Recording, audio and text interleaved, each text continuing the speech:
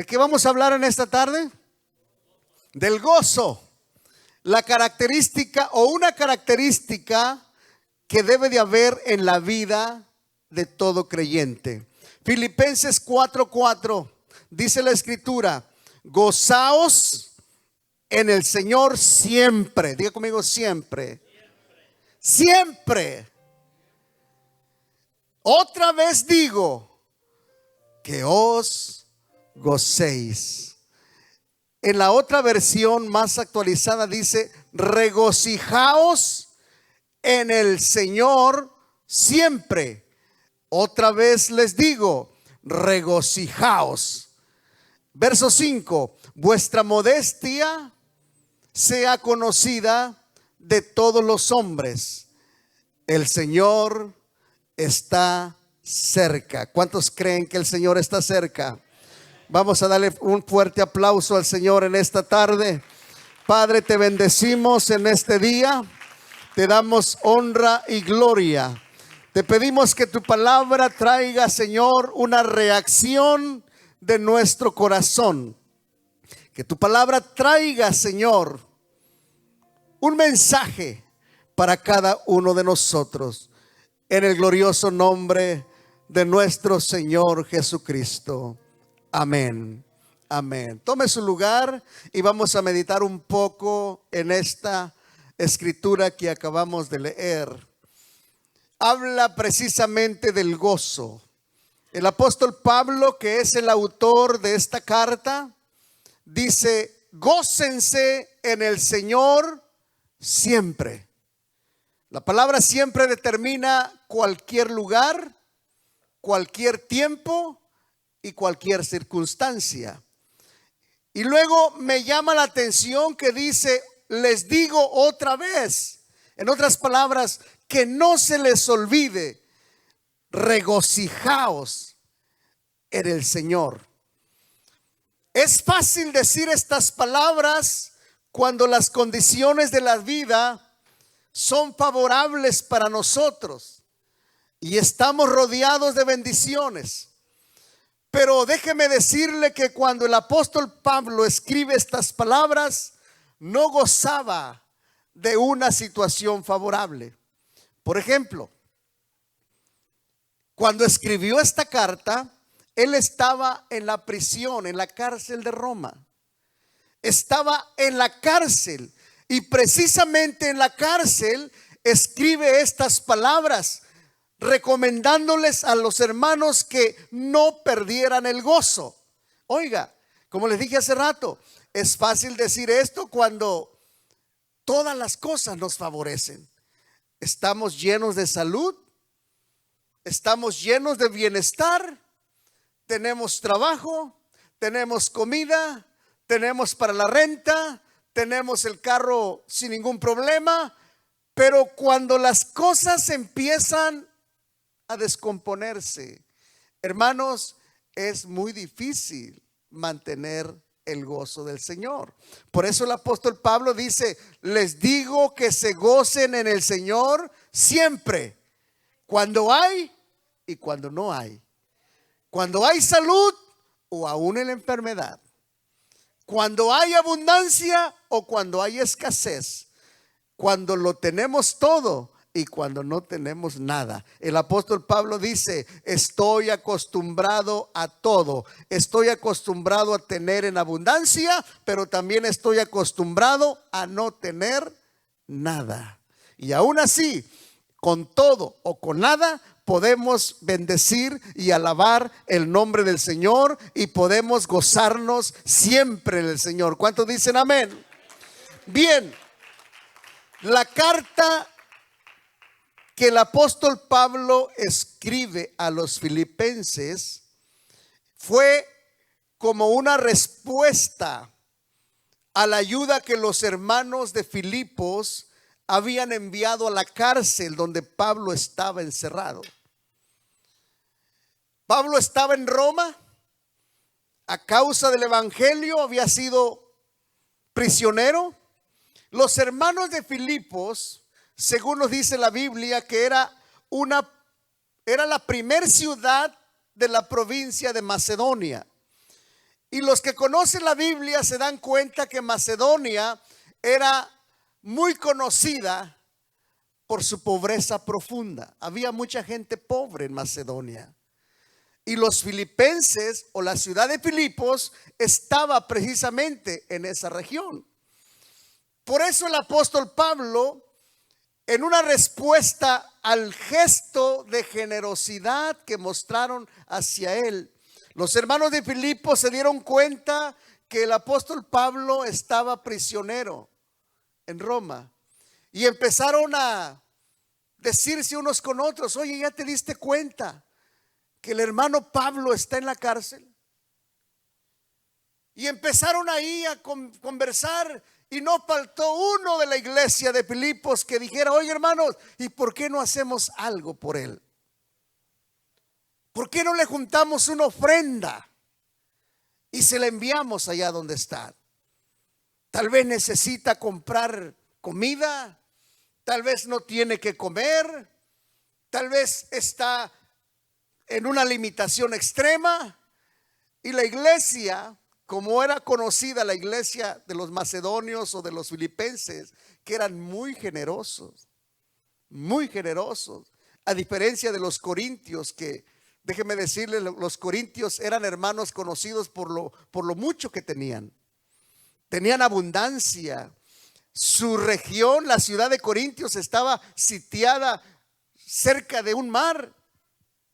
Había mucho trabajo, había muchos recursos, pero el apóstol Pablo precisamente habla tanto de los corintios como de los filipenses.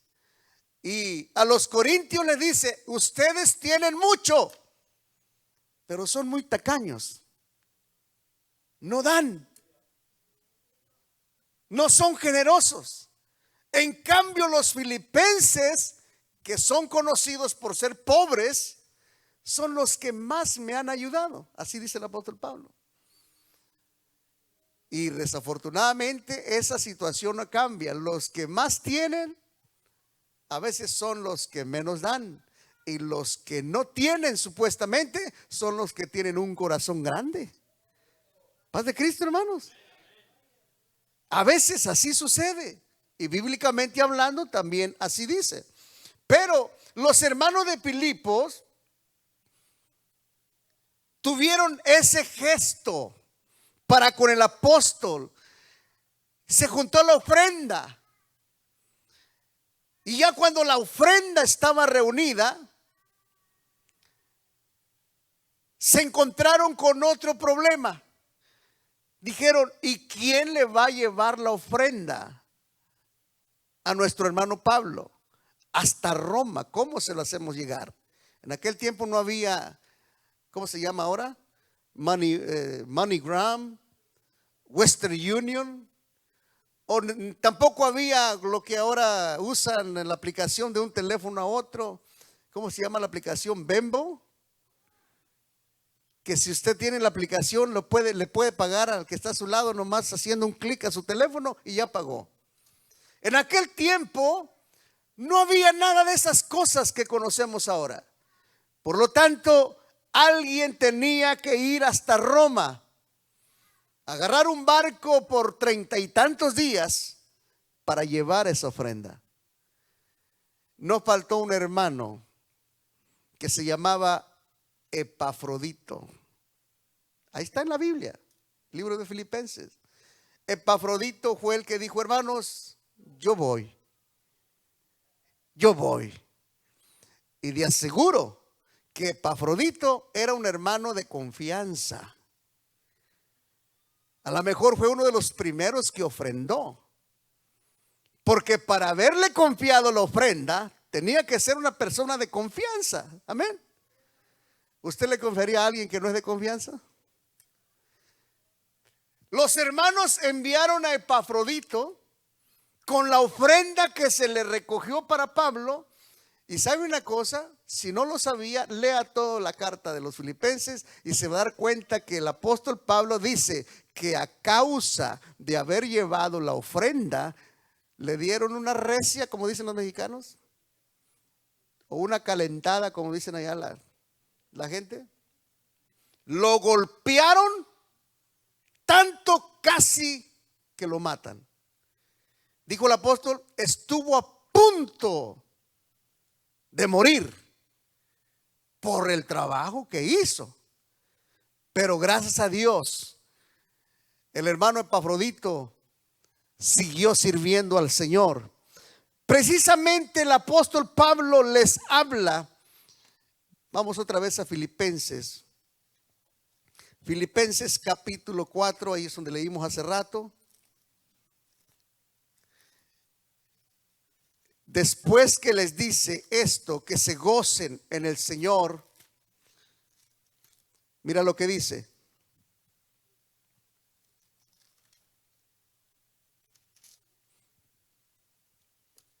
Verso 10.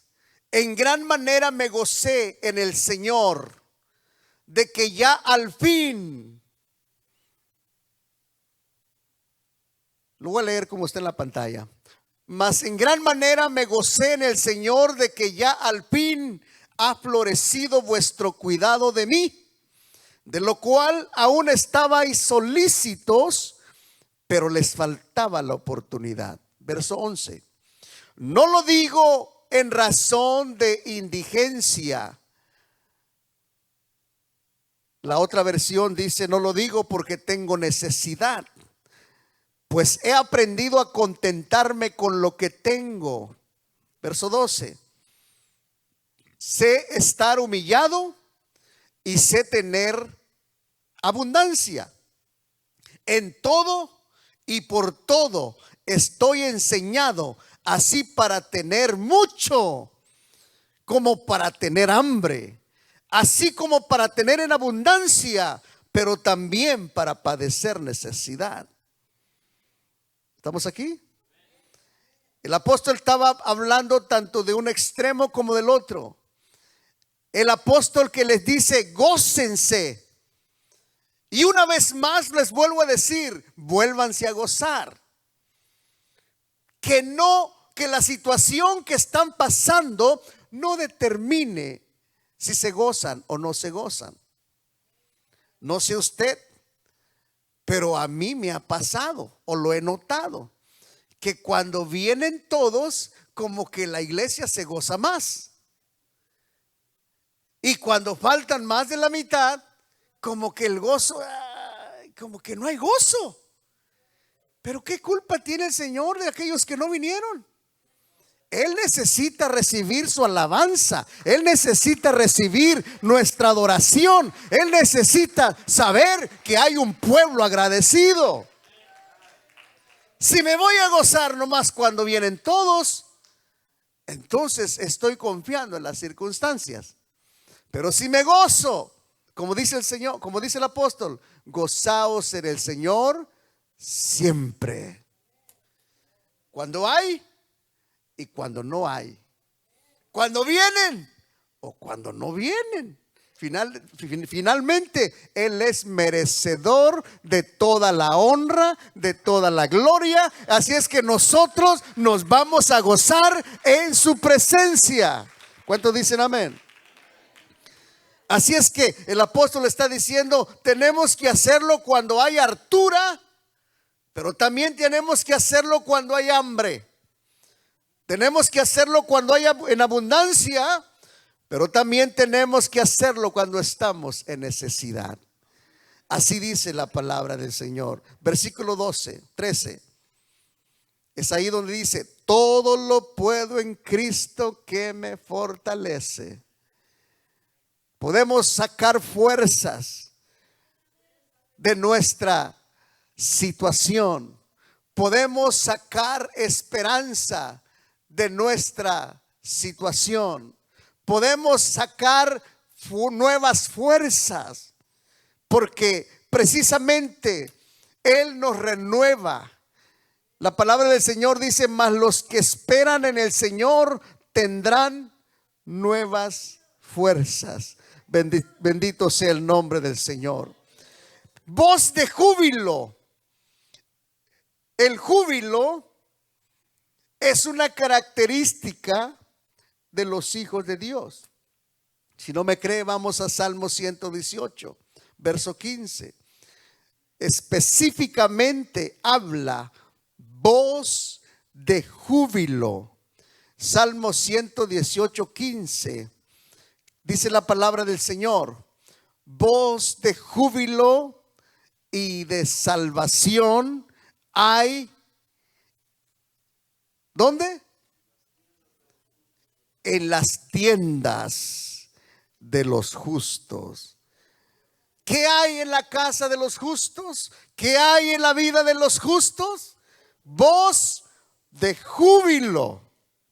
Diga conmigo, voz. Y se lo voy a decir. La iglesia Centro de Alabanza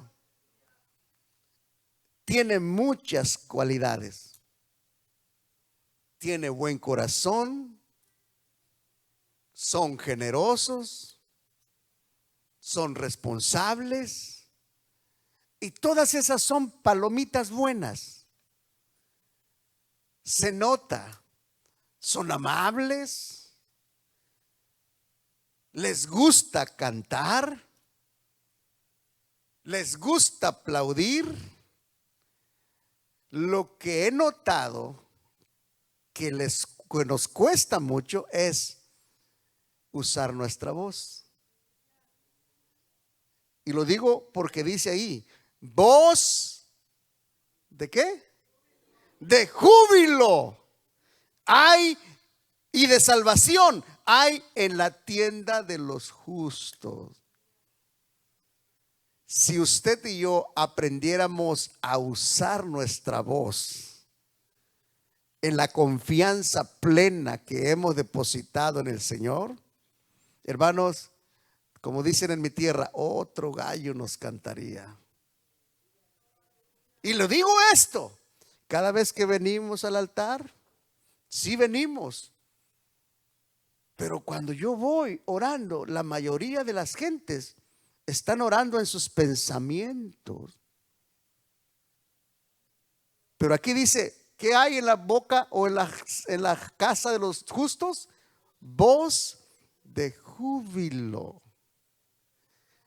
Hermanos, cuando hay una boca que está declarando salvación, confianza en el Señor, hermanos, atarantamos al enemigo.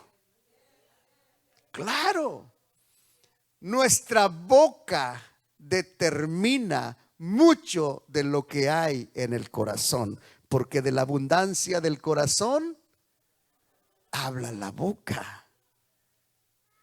Si tu boca está apagada, ¿cómo está tu corazón? ¿Sí me está siguiendo? Palabra de Dios. Si tu boca está apagada, tu corazón está igual. Por eso la Escritura dice, voz de júbilo hay en la casa, en la vida de los justos. ¿Por qué? Porque la diestra del Señor hace proezas. La diestra del Señor hace proezas, hace maravillas, hace milagros, hace cosas grandes. Hermanos, el hecho de estar de pie es una bendición. Porque no todo el tiempo las personas pueden estar de pie por sí mismas. Yo el martes, ya les dije el viernes, de repente no me pude ni parar. Y ahora conociendo los testimonios tanto de los que han pasado por eso, mi hermana Nena, mi hermana Mari, también fue al hospital por lo mismo. Nuestra hermana Magdalena también estuvo en el hospital el miércoles. Hay momentos en que no podemos ni siquiera pararnos. A mi hermana Magdalena le dijeron, no tiene que salir al sol, ni siquiera salir. Por eso es que cuando nos damos cuenta que estar parados por nuestras propias fuerzas, por nuestra propia capacidad, es una bendición que viene de Dios, damos honra y gloria al Señor. Y dice la palabra, todo lo que respira, alabe al Señor. voz de júbilo. Si hay algo que no puede el enemigo, es cuando alguien trae siempre una voz de júbilo. Créame. Por ejemplo, que el enemigo sepa que estamos batallando, pero nuestra boca siempre mantiene la alabanza y el júbilo del Señor. El enemigo dice: bueno, ¿y este qué le pasa? Le quité el trabajo y sigue alabando. Le quité el trabajo y sigue bendiciendo el nombre del Señor. Hice que su carro se quedara a medio camino y aún así se sigue gozando. Estuvo enfermo y todavía puede alabar al Señor. ¿Quiere atarantar al enemigo? Voz de júbilo en su boca. Voz de júbilo y de salvación hay en la tienda de los justos. Y hay una razón poderosa por la que debe haber ese júbilo en nuestra boca. La diestra del Señor, la mano del Señor, que ha hecho maravillas, que ha hecho milagros. Por eso aquel rey Nabucodonosor dijo: las maravillas y los milagros que el alto Dios ha hecho conmigo, es necesario que yo las publique. Yo voy a hablar las maravillas del Señor. Yo voy a proclamar lo que el Señor ha hecho conmigo. Bendecimos el nombre del Señor. El júbilo, el diccionario lo describe de esta manera: gozo o alegría muy intensa. Que eso es el júbilo. Es un gozo o una alegría muy intensa. Intensidad, pasión. Eso es júbilo. Voz de júbilo. Y júbilo significa gozo o alegría muy intensa que no pasa desapercibida. Ese es el júbilo. Así es que si va a haber voz de júbilo en mi boca, por lo menos alguien, el que está cerca de mí, lo va a notar. Y no vaya a ser como aquel hermano que dijo: yo estoy contento, hermano, estoy gozoso. Y la hermana que estaba ahí a un lado dijo: pues avísele su cara, hermano, porque pues no parece. Porque nuestro rostro refleja lo que estamos sintiendo. Voz de júbilo hay en la tienda de los justos. Y el júbilo es un gozo o una alegría muy intensa que no puede pasar desapercibida. En ese mismo Salmo 118, verso 24, Salmo 118, 24 dice: este es el día que el Señor hizo. Por lo tanto, nos gozaremos y nos alegraremos en él. Cuando uno entiende que venimos a la presencia del Señor para gozarnos y alegrarnos en él, hermanos, ahí empieza tu bendición. Ahí empieza tu bendición. Por eso yo siempre le digo a los hermanos: hermano, no es la gente, no es el ambiente, no es la iglesia, eres tú. Porque ahí podemos decir: hermano, yo ya me voy, porque aquí no se siente el gozo. ¿Y quién te dijo? ¿Y quién te dijo que el gozo va a venir de afuera? El gozo está dentro del corazón del Hijo de Dios. Todo está en mí, todo está en ti. Porque una vez más, si vienes apagado, es más fácil que apagues al que está a tu lado a que te prendan tú.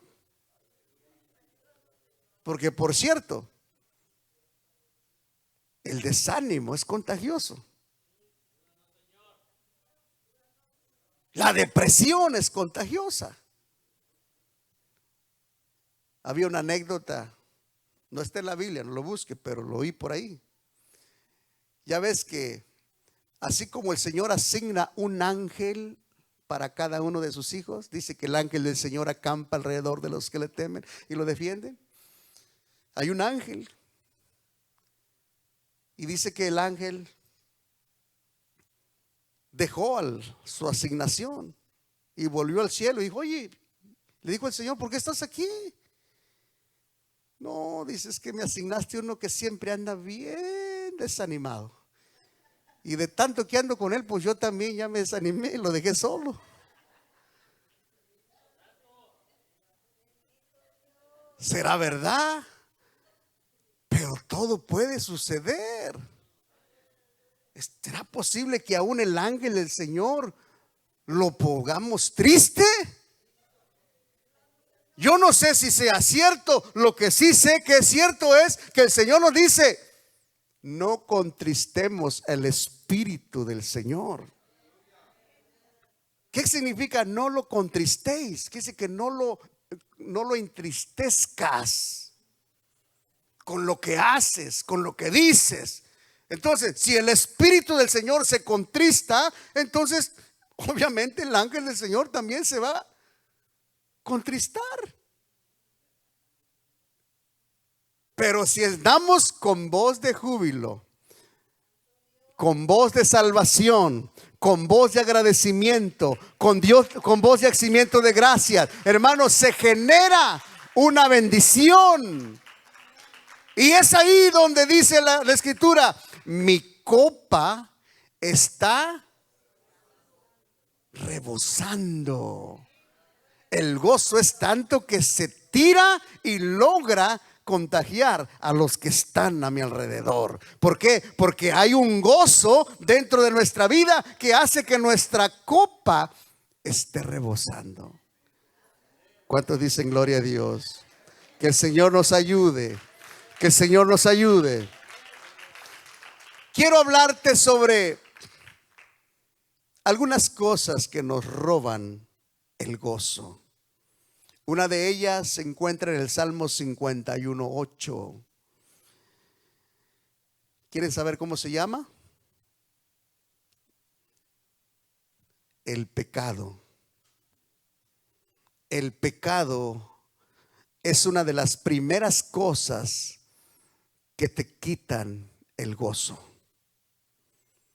Cuando alguien ha pecado, no tiene la libertad ni la confianza de acercarse al Señor, porque su misma conciencia le dice: no seas hipócrita, mira lo que hiciste, tú no puedes acercarte.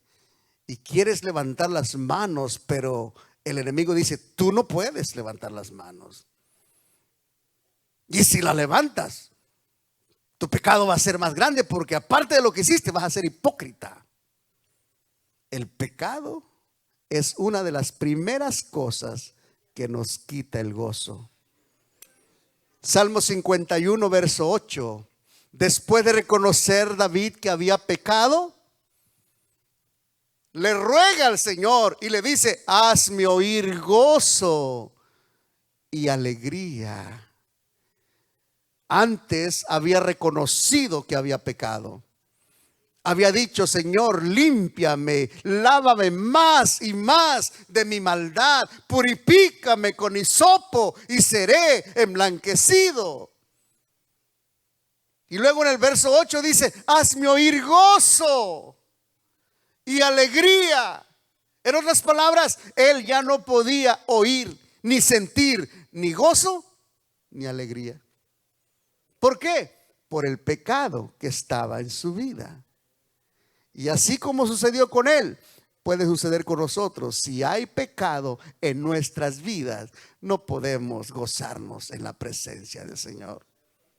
Antes, por el contrario, el mismo pecado nos acusa. Y cuando el predicador dice algo: híjole, lo dijo por mí, seguro lo dijo por mí.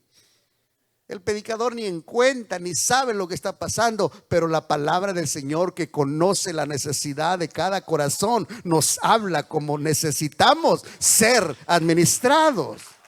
Por eso es que el pecado es una de las primeras cosas que te roban el gozo.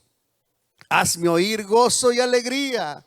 y se recrearán los huesos que has abatido. Más adelante en el verso 9 dice: esconde tu rostro de mis pecados y borra todas mis maldades. Verso 10: crea en mí, oh Dios, un corazón limpio y renueva un espíritu recto dentro de mí. Verso 11: no me eches de delante de ti y no quites de mí tu Santo Espíritu. Verso 12: le ruega al Señor: vuélveme el gozo de tu salvación. El pecado nos quita el gozo. El pecado hace que el gozo se vaya. Por eso David le dice: vuélveme o devuélveme el gozo de tu salvación.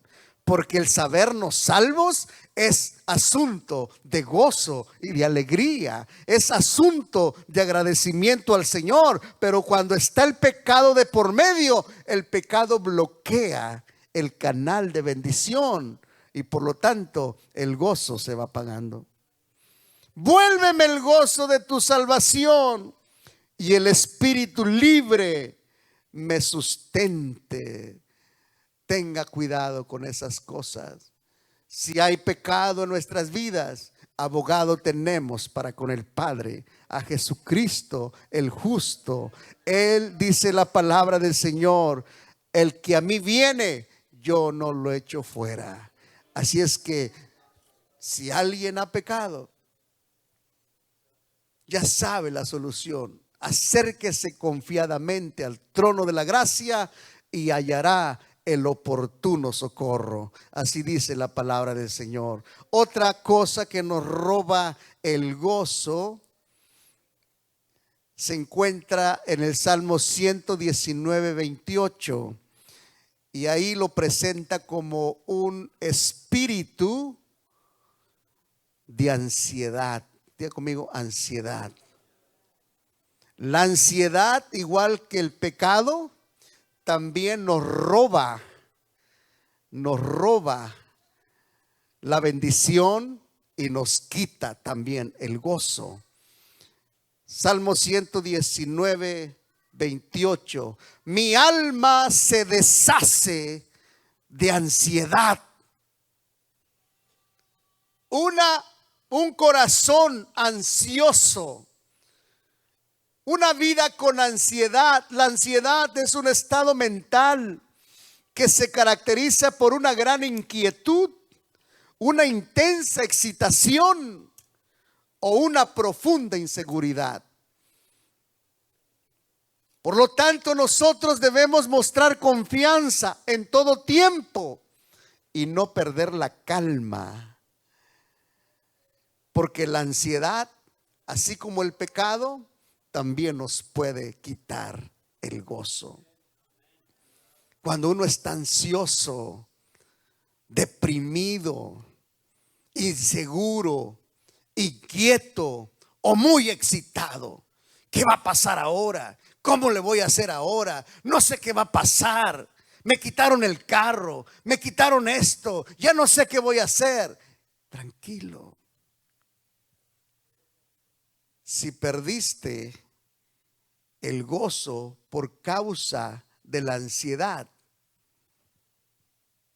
aquí está el Señor, que nos puede volver a sentir, nos puede volver a hacer sentir su presencia, su seguridad.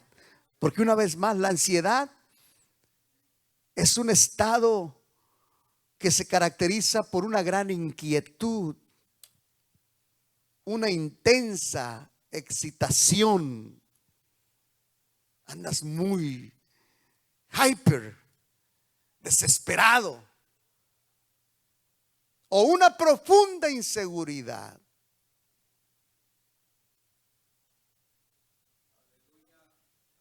Y así estaban precisamente el pueblo de Israel en el Salmo 137. Estaban inseguros, deprimidos, estaban con esa desesperación, no estaban en su zona de confortamiento. Dios los había hecho que salieran de su zona de confortamiento. Salmo 137. Y se me hace muy llamativo el hecho de que ellos mismos dijeron: no, la situación que estoy pasando no me permite gozarme. Aunque ustedes me pidan que me alegre, yo no me puedo alegrar porque no estoy donde creo que debo de estar. Y los prisioneros, los que estaban inquietos, los que estaban en una profunda inseguridad, escriben estas palabras: junto a los ríos de Babilonia, allí nos sentábamos. Nos sentábamos. ¿Y qué dice más? Y aún llorábamos. Y nos acordábamos. Diga conmigo: me acuerdo. Hay gente que vive de los recuerdos. Hay gente en la iglesia y son bonitos recuerdos. Hay gente que toda mi vida me dice: hermano, yo me acuerdo cuando me gozaba allá en los 70s, en los 60s. Y yo no dudo que se haya gozado. Pero ¿de qué me sirve eso a mí ahora? Eso quedó en aquel tiempo. Yo quiero sentirme bien hoy. Este es el día que el Señor hizo. Por tanto, hoy, en este día, yo me alegraré y me gozaré en Él. Pero esta gente dice: estábamos ahí, nos sentábamos y aún llorábamos y nos acordábamos de nuestra tierra, de Sión. Siguiente verso. Y los que ahí, dice, y sobre los sauces, los arbolitos ahí que estaban a un lado del río, colgábamos nuestras arpas. ¿Para qué son las arpas, hermanos? Para producir alabanza, para reflejar el gozo, un instrumento musical. Junto a los, sobre los sauces, en medio de ella, colgaba mi arpa. Dígale al que está a su lado: no cuelgues el arpa. Porque colgar el arpa significa: hasta ahí llegaste.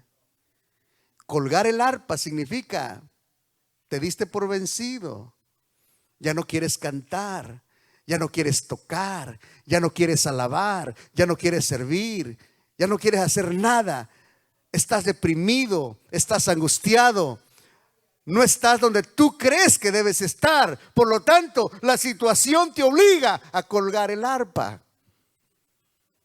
¿Y dónde quedó la escritura de Pablo que dice: gócense en el Señor siempre? Aquí o allá, en Sión o fuera de Sión, donde quiera que el Señor te lleve, tú te tienes que gozar porque Dios está en donde quiera. Amén. Pero ellos dicen: no, yo no me puedo gozar aquí. Por lo tanto, como no estoy donde creo que yo debo de estar, lo único que voy a hacer, voy a colgar mi arpa. Y colgaron el arpa. Siguiente verso, ¿qué dice? Y los que ahí nos habían llevado cautivos nos pedían que cantáramos. Fíjese, nos pedían que cantáramos.